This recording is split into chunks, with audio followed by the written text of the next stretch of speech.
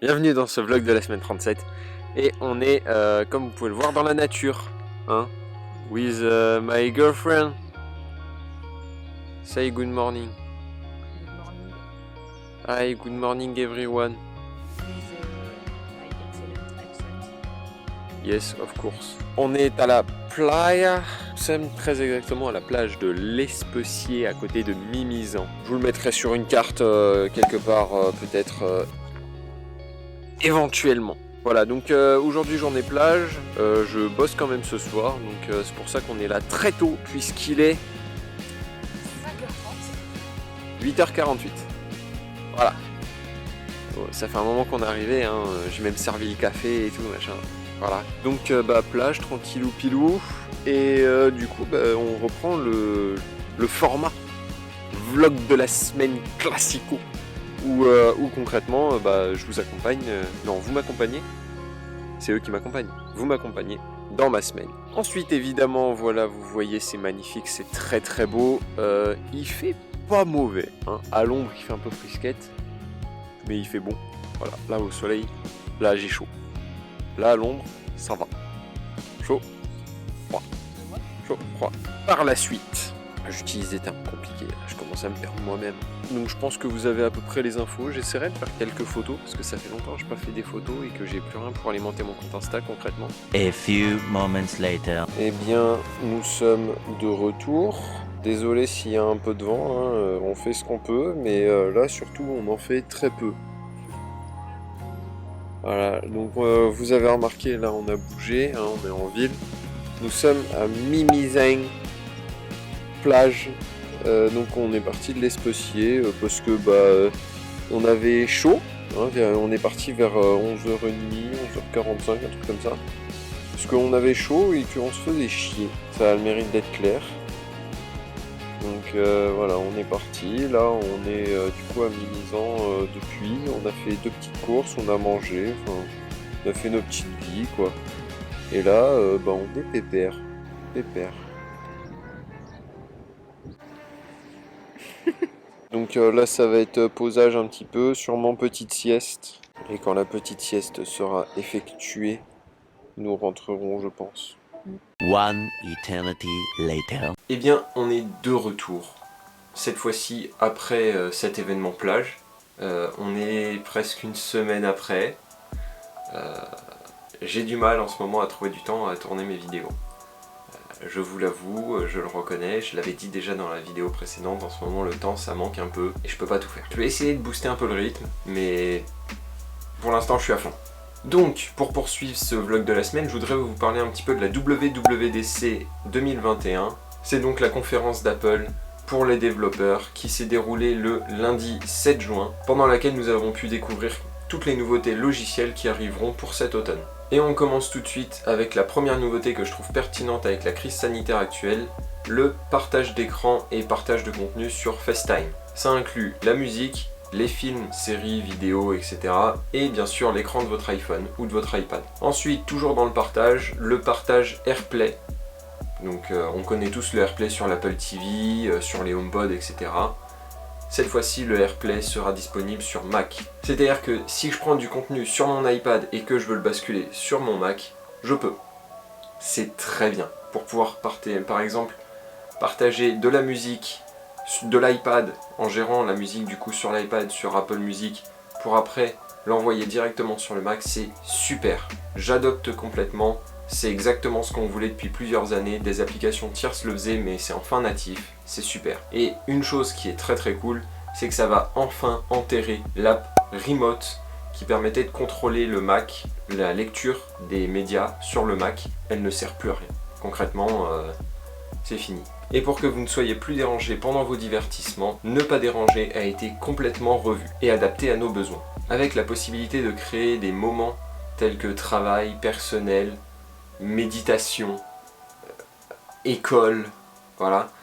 On va pouvoir personnaliser et une page d'accueil sur laquelle on met certaines applications et qui ne sera uniquement accessible d'un horaire à un horaire si c'est lancé comme ça, ou alors effacer une page où on a mis tous nos réseaux sociaux par exemple pendant un moment de concentration. Les notifications seront du coup adaptées avec ce que vous faites ainsi que les apps auxquelles vous aurez accès. Et pour encore plus améliorer votre productivité, le multitâche de l'iPad a été totalement revu. Comme vous pouvez le voir sur ces screens, on a désormais une petite barre en haut de l'écran avec 3 petits points pour l'afficher, qui permet d'obtenir un split view, un side view, side over, je me rappelle pas du nom. Toutes ces petites fonctions ajoutées au multitâche effaceront totalement les gestes et rendront le multitâche beaucoup plus simple sur l'iPad. Et c'est une aubaine pour les créateurs qui en avaient marre de faire des glissements dans tous les sens sur l'écran. C'était insupportable. Ça fait 2 mois que j'ai mon iPad, je sais toujours pas les faire. Et sur iPad, toujours, pour ne jamais rien oublier, Quick Note a été ajouté. C'est une petite fenêtre qui est accessible en bas à droite de l'écran pour prendre une petite note, tel un post-it. Très pratique, ça s'adapte en fonction des applications qu'on utilise. Ça rouvre la note qu'on avait peut-être déjà ouverte en fonction des sites web ou des applications. C'est très cool, ça fonctionne super. Je trouve ça complètement logique d'avoir ça, surtout aussi transparent et aussi fonctionnel, accessible peu importe l'application. Et pour conclure les nouveautés intéressantes de la WWDC 2021, il y a évidemment Universal Control. C'est tout simplement une fonction logicielle native qui va permettre de, si vous posez votre iPad à côté d'un Mac, pouvoir contrôler votre iPad depuis le clavier et la souris du Mac. Sans connexion, sans paramétrage. Le Mac se doute que l'iPad est posé à côté et il va le reconnaître d'office. C'est excellent. Je trouve ça incroyable. Et The AI Collection a eu la chance de pouvoir faire un FaceTime avec Craig Federici, j'espère que je l'ai bien dit, que j'ai pas trop écorché son nom, pendant lequel Craig a expliqué comment ça fonctionnait et avec la simplicité avec laquelle ça allait être utilisable. Craig a aussi expliqué que c'était tout simplement une extension de handoff, donc continuité, sur les iPhones, iPad et Mac, Apple TV bientôt aussi je crois, enfin voilà, incroyable. Meilleure fonctionnalité qu'ils ont présentée, clairement là je voulais prendre un clavier souris avec multiples connexions et tout, c'est mort, c'est fini. Maintenant, ça sert à rien quoi. Et maintenant, parlons du dernier point sur lequel je voulais venir pendant cette vidéo, pendant ce vlog de la semaine. Je parle du AirTag. J'en ai acheté un, concrètement, c'est très cool, c'est assez fonctionnel et c'est une bonne sécurité on va dire. Donc mon utilisation du AirTag, c'est donc dans une pochette comme celle-ci dans laquelle j'ai rangé différents accessoires, etc. Bon là il manque les cartes SD parce qu'elles sont dans l'appareil, etc. Mais voilà, il est glissé hop, dans la petite pochette et ma pochette est dans mon sac photo ou dans mon sac à dos. Genre ça c'est l'essentiel pour lequel j'ai besoin. J'ai pas besoin de localiser mes appareils puisqu'ils sont tous dans l'app localisée d'Apple pour pouvoir retrouver l'iPad, l'iPhone, etc. Donc ça, j'en ai pas besoin. Par contre, retrouver tous les chargeurs, les adaptateurs, tous les câbles nécessaires à leur bonne utilisation, ça c'est pratique.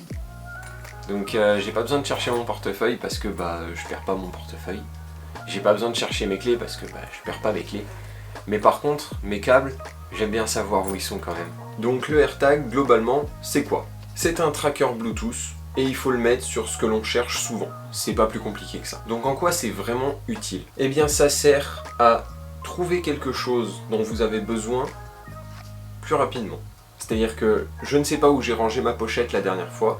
Je ne sais pas si elle est restée dans un sac à dos. Je ne sais pas si elle est dans ma voiture parce que j'ai pas encore sorti mon sac, je ne sais pas s'il est resté chez ma copine parce que je l'ai oublié et j'ai oublié de le ramener. Et avec le réseau d'Apple, de tous les iPhones, tous les appareils Apple finalement, et bien ça permet de localiser l'appareil, donc la pochette, le AirTag, et d'avoir une information sur sa position et pouvoir le retrouver. On peut aussi le faire sonner, disponible sur tous les appareils.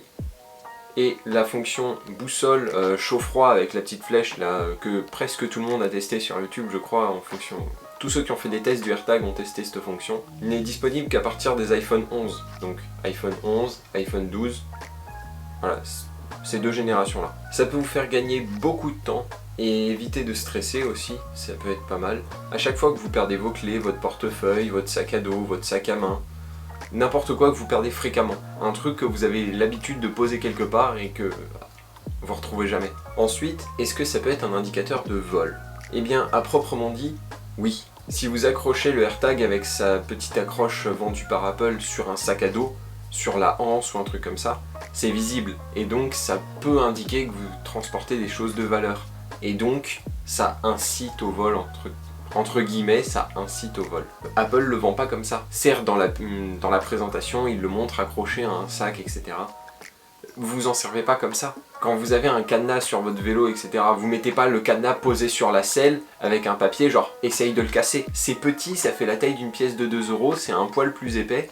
Glissez-le dans une petite poche. Enfin, ça me paraissait logique, moi, quand ils l'ont présenté, genre, ils l'ont fait petit, tout lisse, parfaitement blanc, discret, pour pouvoir le glisser quelque part.